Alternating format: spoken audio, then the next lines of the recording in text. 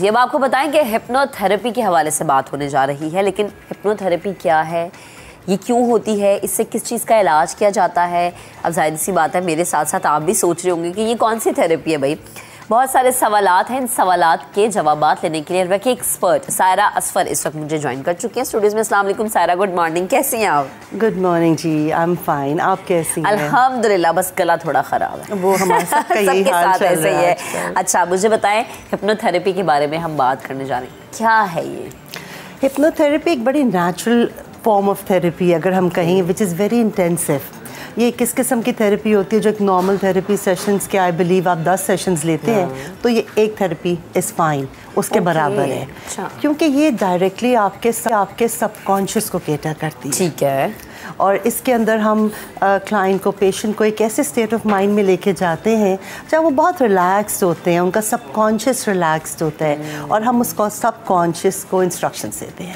اچھا بیسیکلی اگر میں یہ کہوں کہ آپ ڈپریشن کا شکار ہیں یا آپ انزائٹی میں ہیں یا آپ کچھ کہنا چاہ رہے ہیں لیکن آپ نہیں کہہ پا رہے تو پھر آپ لوگ یہ چیز ریکمینڈ کرتے ہیں، ایسا ہی ہے؟ ہر قسم کی problem, anxiety, depression, lack of concentration, اپنا کانفیڈنس بڑھانا ہے، پبلک اسپیکنگ کرنی ہے، پاسٹ ٹراما، چائلڈہڈ ایشوز، بہت سارے everything which has to do with the mind. آپ کے پاس میل ممبرز ہوتے ہیں یا فیمیل ممبرز آتے ہیں؟ دونوں جی. بہت سارے میرے زیادہ ایشو کیا ہوتا ہے؟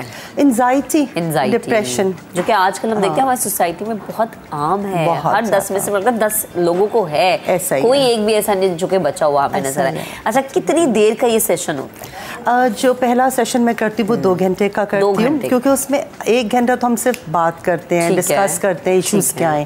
ایکچوئل سیشن 30 to 40 minutes کا ہوتا ہے بیسیکلی. 30 to 40 minutes میں you can turn your life around basically. Okay. اچھا یہ بیسیکلی لائک اس میں سوالات کیا ہوتے ہیں، آپ کیا پوچھتی ہیں، لوگوں کو ریلیکس کس طرح کیا جاتا ہے؟ بیکاز آج کل کے ٹائم میں مجھے لگتا ہے لوگ بہت زیادہ نا انسیکیور فیل کرتے ہیں کسی سے بات کرتے ہوئے کہ آپ کہیں لیک نہ کر دیں، کسی کو ہمارے بارے میں کچھ بتا نہ دیں، ایسے ایشوز ہوتے ہیں لوگوں کو. ایبسلیوٹلی. سو میرے پاس کلائنٹس جو ہوتے ہیں، آپ پیشنٹس کہہ لیں، وہ سیلیبریٹیز ہی ہیں، پولیٹیشینز ہیں، ایسے لوگ ہیں، زیادہ ایشو ہوتا ہے، ان کو زیادہ ایشو، اسٹریس زیادہ ہوتا ہے ان کی زندگی میں. سو ایسا کچھ بھی نہیں ہے. کلائنٹ اینڈ تھراپسٹ کی ایک ریلیشن شپ ہوتی ہے which is very secretive, which is very dependable. ایسی کوئی بات نہیں ہوتی کہ آگے بات لیک ہو، ایسا کچھ بھی نہیں ہے، ایسا کچھ بھی نہیں. اور دوسرا یہ کہ جو سوال ہم پوچھتے ہیں ٹو فائنڈ آؤٹ کہ وہ ایک دھاگا کھینچنا ہوتا ہے جس سے ساری اسٹوری ان کی انراول ہو جائے، کہ پتہ چلے اصل مسئلہ کہاں ہے. سو وہ ہم ان سے ڈفرینٹ قسم کے سوال پوچھتے ہیں، ان کے چائلڈہڈ کے بارے میں، ریلیشن شپس کے بارے میں، کام کے بارے میں. اور جو ایکچوئل ہپنو تھراپی میں مجھے لگتا ہے سب سے زیادہ افیکٹ کرتا ہے وہ جو ہماری ٹون آف وائس ہوتی ہے and the words we use, جس طرح ہم ٹیکنیکس یوز کرتے ہیں، تو اس سے دوسرا بندہ بہت ریلیکس فیل کرتا ہے. ایبسلیوٹلی. اچھا آپ جیسے بتا رہی ہیں کہ میجورٹی لوگ وہ آتے ہیں جو کہ انزائٹی یا ڈپریشن کا شکار ہوتے ہیں. اچھا مجھے یہ بتائیں کہ ہم نے اکثر دیکھا ہے کہ لوگوں سے بات کرنا یا لوگوں کو اس اسٹیج پر لانا کہ وہ ہم سے بات کریں، اپنی پرابلم ہم سے ڈسکس کریں، لوگ نہیں کرتے. لوگ یہ سمجھتے ہیں کہ اچھا پتہ نہیں شاید مجھے لوگ پاگل نہ کہیں کہ میں ایسا سوچتا ہوں، یا مجھے پتہ نہیں لوگ کہیں کہ یہ تو شاید دماغی طور پہ پاگل ہو چکے کہ جس کا یہ مائنڈ ہے. آپ کے پاس اس طرح کے لوگ آتے ہیں جو یہ کہتے ہیں کہ ہم اپنے گھر میں بات کرنا چاہتے ہیں لیکن ہمارے گھر میں کوئی ہماری سننے والا نہیں ہوتا؟ بہت سارے. یہ فیمیل کی تعداد نہیں، میلز ایز ویل. کیوں نہیں سنتے آپ اپنے مردوں کی سنا کریں؟ اور وہ کہتے ہیں کہ ہم اپنی بیگم کو یا اپنی مدر کو لانا چاہتے ہیں، اور وہ کہتے ہیں کہ نہیں میں کوئی پاگل تھوڑی ہوں، لائک یو سیڈ، ہے نا. بالکل. تو میں ان کو یہی، لیکن لکیلی میرا خیال ہے بہت زیادہ لوگوں کا رجحان آ رہا ہے ٹورڈز مینٹل ہیلتھ. لوگ سمجھ رہے ہیں کہ جیسے جسم بیمار ہوتا ہے اس لیے آپ کا مائنڈ بھی بیمار ہو سکتا ہے، تھک جاتا ہے. ایک ٹائم پہ آپ بھلے سے کسی بھی فیلڈ میں کام کرنے والا، ایک ٹائم پہ آپ مینٹلی تھک جاتے ہیں، آپ کو ریلیکس ہونے کی ضرورت ہوتی ہے. بالکل. اچھا سارا مجھے یہ بتائیں کہ جب ہم کہتے ہیں کہ مائنڈ کو آپ نے ریلیکس کرنا ہے، چونکہ آپ کی تو ماشاء اللہ ایکسپرٹیز ہیں، آپ کو کیا کیا کرنا چاہیے؟ اپنے آپ کو کس طرح کی چیزوں میں انوالو کرنا چاہیے کہ آپ اگر کوئی آپ سے نہیں رابطہ کر پا رہا لیکن وہ چاہتا ہے جی کہ میں مینٹلی ریلیکس رہوں، کیا کر سکتا ہے وہ؟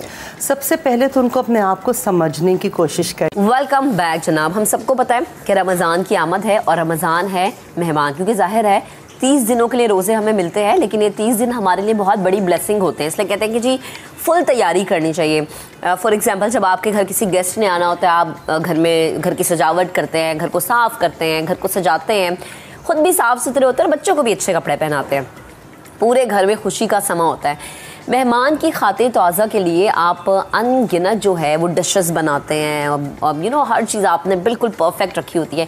اسی طرح سے اب رمضان کی آمد ہے اور رمضان اللہ تعالیٰ نے مہمان بنا کے بھیجا ہے، اور اس کی تیاری بھی اتنی ہی ضروری ہے جتنی ہم کسی گیسٹ کے آنے پر کرتے ہیں. اس کی قدر ہمیں کرنی چاہیے، ہمیں ان دنوں کو ضائع نہیں کرنا چاہیے. رمضان کی تیاری کیسے کرنی چاہیے، مفتی وسیم بندگی صاحب اس وقت مجھے جوائن کر چکے ہیں اسٹوڈیوز میں، شامل گفتگو کرتے ہیں. السلام علیکم مفتی صاحب، گڈ مارننگ، کیسے ہیں آپ؟ وعلیکم السلام ورحمۃ اللہ وبرکاتہ. اللہ کا شکر، آپ سنائیں کیسے؟ الحمدللہ. مفتی صاحب رمضان جیسے میں نے کہا نا مہمان ہے، 30 دنوں کا مہمان ہوتا ہے یہ، اور ہر دن ہم کوشش کرتے ہیں کہ اچھے سے اچھا کریں، اللہ کو راضی کریں، عبادت کریں.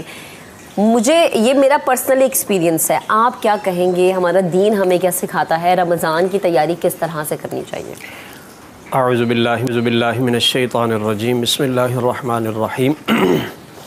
دیکھیے رمضان کی تیاری اگر ہم شریعت محمدی صلی اللہ علیہ وآلہ وسلم سے سیکھ لیں تو اس سے زیادہ بہتر کوئی سیکھنے یا سکھانے کا انداز نہیں ہو سکتا ہے. زبردست. نبی علیہ الصلوۃ والسلام کی جب سیرت طیبہ کو دیکھتے ہیں تو آپ بھی رمضان کی تیاری فرماتے تھے. سو ہمارا سوال بالکل میچ کر گیا کہ ہم دیکھتے ہیں کہ سیرت رسول میں بھی رمضان کی تیاری کا ایک تصور بھی ہے اور ایک طریقہ بھی قائم ہے. اچھا ہمارے ہاں تو عام طور پر رمضان سے 1-2 دن 3 دن یا بعض دفعہ تو بالکل رمضان کا چاند دیکھنے کے بعد ہی ایک ذہن بنتا ہے تیاری کا. نبی علیہ السلام رجب کے مہینے سے رمضان کی تیاری کا آغاز فرماتے تھے. جیسا کہ حدیث پاک میں ہے، آپ دعا فرماتے تھے کہ اللہم بارک لنا فی رجب و شعبان و بلغنا رمضان، کہ اللہ ہمارے رجب اور شعبان کے مہینے میں برکت دے اور ہمیں رمضان سے ملا دے. پھر اسی طرح جب رمضان کا چاند نظر آ جاتا تو پیارے آقا علیہ الصلوۃ والسلام اس وقت بھی اسے دیکھ کر یہ کہا کرتے تھے کہ یہ چاند بہت خیر اور برکت والا ہے.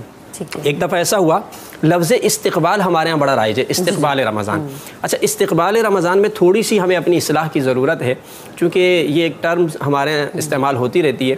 استقبال کا معنی تو کسی کو خوش آمدید کہنا ہے، اور عربی میں اس کے لیے اہلا و سہلا مرحبا کے لفظ استعمال ہوتے ہیں. رحب کہتے ہیں کشادگی کو، مطلب یہ ہوتا ہے کہ آنے والے سے ہم کہتے ہیں کہ ہمارے دل میں آپ کے لیے بڑی کشادگی ہے.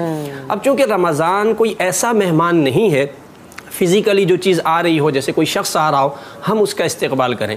در حقیقت رمضان کے استقبال سے یہ مراد ہوتی ہے کہ ہم اپنے آپ کو روحانی طور پر، باطنی طور پر، وجدانی طور پر تیار کریں عمل کرنے کے لیے.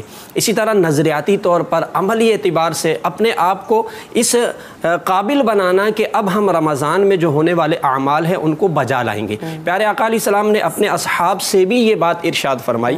ایک دفعہ آپ نے ارشاد فرمایا، الترغیب والترہیب کی ایک روایت ہے، صحابہ سے کہا بالکل رمضان قریب تھا تو فرمایا کہ ما تستقبلون ماذا یستقبلکم، کہا تم کس کا استقبال کر رہے ہو اور تمہارا کون استقبال کر رہا ہے. اصحاب رسول بات کو نہیں سمجھے، آپ علیہ السلام نے سمجھایا، فرمایا کہ تم رمضان جیسے بابرکت مہینے کا استقبال کر رہے ہو. اچھا اس حوالے سے نبی علیہ السلام کا ایک استقبالیہ خطبہ بھی موجود ہے جو کہ آپ نے رمضان سے ایک دن پہلے ارشاد فرمایا.